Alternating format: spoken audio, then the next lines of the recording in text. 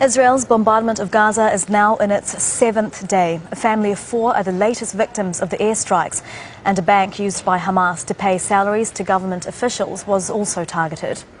Nadim is in Gaza for us. And Nadim, what's been the situation overnight, and what are people in Gaza waking up to this morning? Well, overnight, the Israeli airstrikes continued on various parts of the Gaza Strip. So far, we're not hearing reports of anybody killed in those airstrikes, but there have been a number of Palestinians injured in those airstrikes, including 4 people who lived near the bank that you were just talking about, which is just down the road from our Al Jazeera bureau here. And it follows what's been the deadliest day so far in terms of civilians killed on Monday, as my colleague Nicole Johnston reports. Israel has carried out an overnight air raid against a bank in central Gaza City. The Islamic National Bank was hit. It's used by Hamas to pay salaries to its government employees and the police. The bank is surrounded by apartment blocks. The force of the blast shattered windows in neighbouring buildings and left 4 people wounded. A home in Jabalia refugee camp was also attacked. An airstrike killed 2 children and their parents. The number of civilian deaths is rising fast. Almost 30 children have been killed. On Monday, a building used by local and foreign journalists was targeted. It's the second time it had been hit. It gutted an entire floor.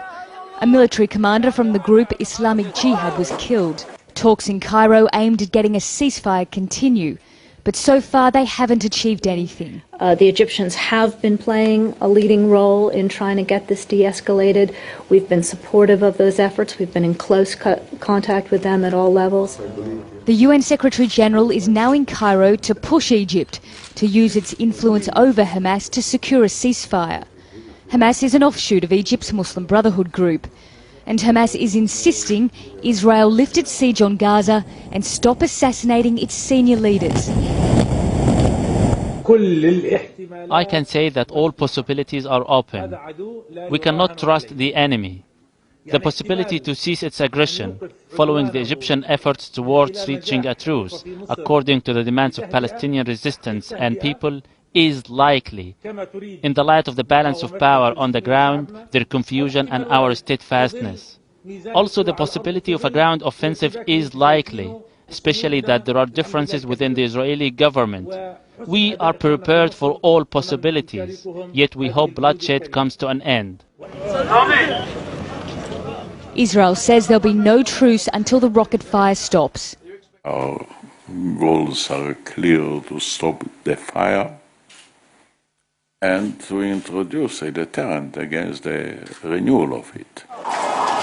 Egypt says it's confident a truce is close, but as the fighting enters a second week, it's difficult to see how. So as Nicole was just saying there, the number of civilians injured and killed just keeps on rising. On Monday, at least 32 Palestinians were killed in those Israeli airstrikes.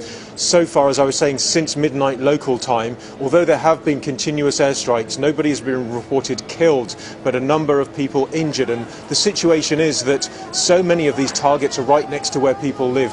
We were talking about the National Islamic Bank being targeted. Well, there are apartment buildings all around it, next door, opposite, down the road. It's in a major built-up area in the centre of Gaza, not far from we are. And that's the kind of situation that people find themselves in. They're worried that just for the simple reason of being next to something that's deemed a target by the Israeli military, they could die. Everyone's worried about their families. We've heard in the last 24 hours that the UN agency that helps Palestinian refugees is ready to open up its premises, its schools, if there's a large number of internal people fleeing their homes within the Gaza Strip. That's not happening in massive numbers at the moment, but of course the worry is if there were to be a ground incursion, then that might well be the case. That's Nadim joining us from Gaza. Nadim, thank you.